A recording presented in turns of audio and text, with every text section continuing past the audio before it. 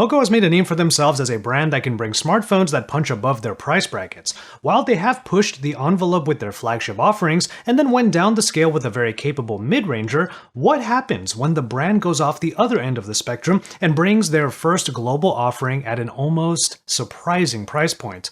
Well, that's exactly what we're going to examine, because this is Joshua Vergara. What's going on, everybody? Here are my thoughts on this, the POCO M3. Before we get started, let me just explain that this will not be my usual complaints and takeaways format because this is a special video. And let's be real for a second, complaining about a phone that is this affordable yet still tries really hard to bring significant features seems a little bit too petty. Also, parts of this video are sponsored by POCO. I was actually able to interview someone from POCO, a gentleman named Angus, who was gracious enough to let me sit down with him virtually and talk through the philosophies and choices behind the POCO M3. My name is Angus, and I am the head of product marketing at POCO. And I've done a couple of product launches in the past year or so, the F2 Pros, POCO X3 NFC, and recently launched the POCO M3, which we'll be getting into more details today. I joined POCO in 2019. Before that, I was in a renowned branding agency where I actually worked in the UK and China. And a lot of campaigns I've done was based on technology and consumer tech. And on a personal level, I'm a huge technology geek. I love gadgets and I love phones, computers, laptops, and most importantly, gaming. I've been playing, just started last night. I've been playing Cyberpunk 2077. Yes, me too. So I think everyone could agree that's one of the most popular games. All right, so introductions aside, many of you probably already know the headlines about this phone, so it's probably no surprise that a lot of my thought process here will come with one constant caveat.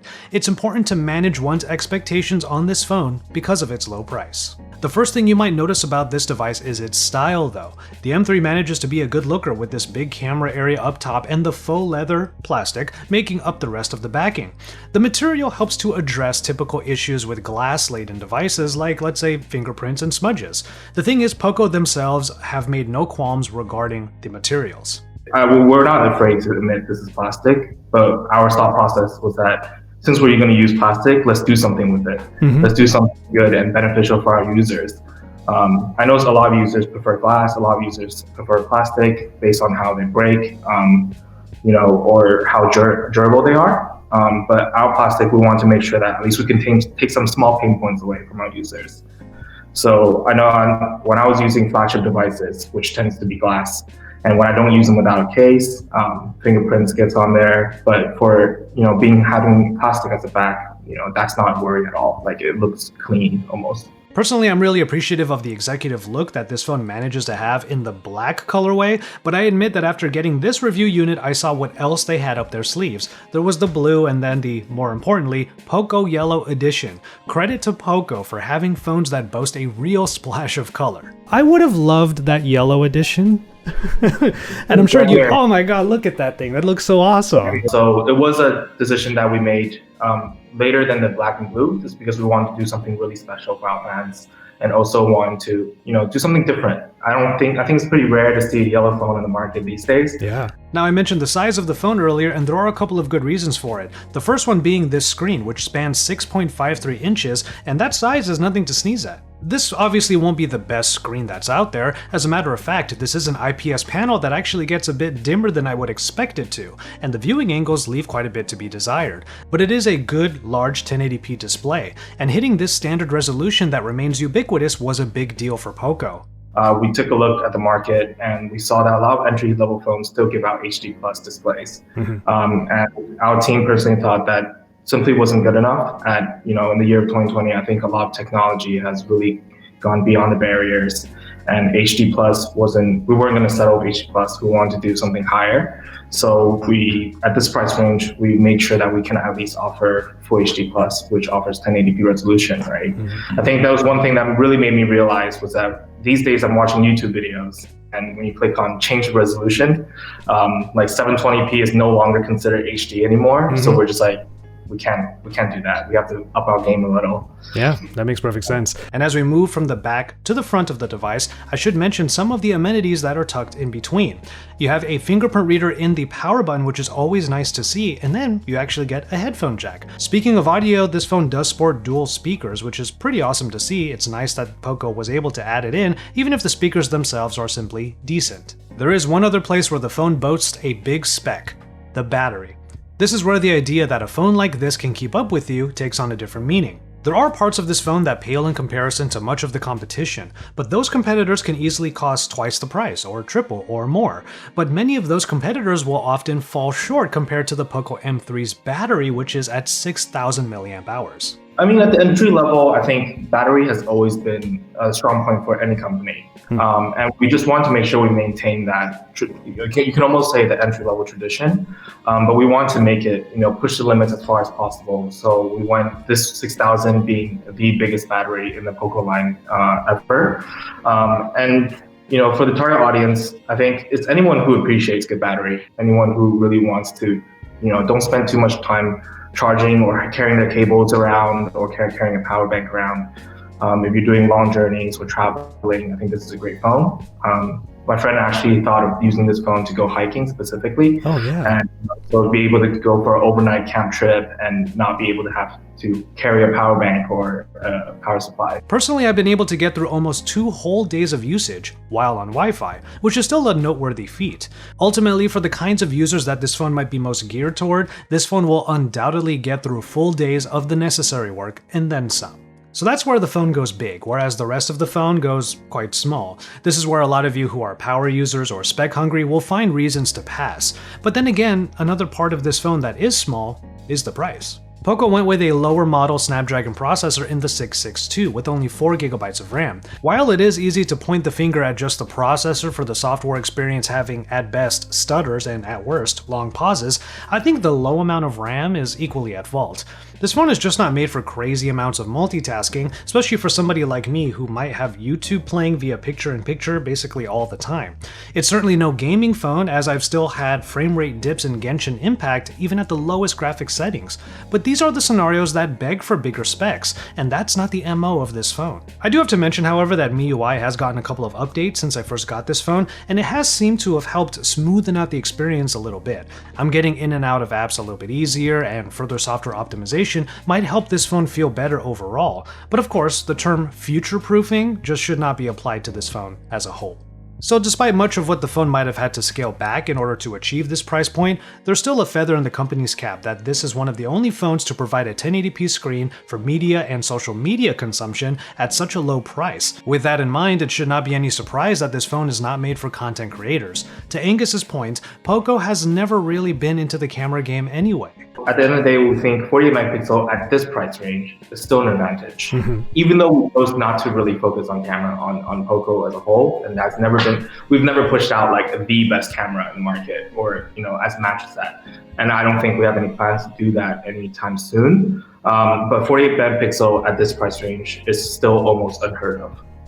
It is definitely one of the most affordable 48 megapixel sensors out there. Still, a 48 megapixel camera in the M3 is an impressive inclusion, one that would have been just fine on its own without those macro and depth sensors, honestly. But to its credit, the macro lens does let you get closer to subjects, and that's sometimes what you want to do, but at 2 megapixels, it's not providing enough of a reason to do it. Pictures from the main camera can be good lookers in well-lit situations, which is to say that we've actually come a long way in smartphone cameras in general, that phones this cheap can benefit from the trickle-down tech. But it's best to think of the M3 as an occasional shooter. I mean, the run-of-the-mill 8 megapixel front-facing shooter is further evidence of this, alongside the fact that there's no 4K video throughout. But I think we all knew this would be the case going in. This is not a content creator's phone, no matter how you slice it. But if while you're getting through your day watching clips and browsing the internet and chatting with friends, you suddenly have the urge to take a picture of something in front of you, this might be the only camera you have in your pocket or at hand, and it's better that it at least tries rather than whiffs the entire camera experience altogether. Ultimately, as I keep hitting on in this video, there are users that this phone is just not made for, which is funny because I'm a little bit of each. I am a heavy multitasker, I am a gamer, and I am a content creator, and there are so many phones out there that try to be literally all of those things. It's nice that we've hit a real stride in the high-end market, so much so in fact that we're starting to get really crazy with the foldables and the flippables and the rollables, I guess? But if the envelope continues to get pushed in that direction, why not try to push the other spectrum as well? I think that's the proof of concept that the POCO M3 strikes. Who would you say your target consumers are? And I know the easy answer is everybody, but like, if you want to flesh that out a little bit, like, what kind of consumers do you really see buying into the POCO brand? Because the branding is so stylish, and your phones are, especially this one, are very stylish. So what kind of consumers are you targeting? In my mind, in my personal mind, I think this is a great chance where you rock a phone, and when your friends ask, what phone is this? And they don't know about it. And I think that's cool. I think it comes off as niche almost. But you know, it's also like we have to live up to it. I think there's a lot of things that we push out, like our brand philosophy of everything you need, nothing you don't, and we stick by it. We honestly focus on things that I think that's really beneficial for our users on their daily lives. Yeah, you and I are on the same page. Like from what you said earlier, that when you're using something, that you use the word niche, but I use the word exclusive, because especially like here, if I were to bust out either an F2 Pro or an X3 or even this, and they see it and they're like, whoa, what phone is that? Like, I'm right there with you. That's a reaction I like getting from people. And from the perspective of POCO, this is a further rounding out of the company's portfolio, which started with F, followed up with X, and now is rounding out a year that begged for more affordability with the entry-level M.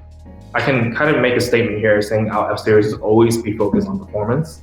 That will not change. And our X series will always be an all-rounder with flagship elements, with a little bit more than, you know, but it's exactly the power you need. I think anyone who's tried the X3 will understand that for like $200 and $250 between that range is a phone that literally does everything. And for the POCO M3, we heavily focus on battery and design, because, you know, there are some people who just like social media. Like they just, all they want to do is just consume content consumers.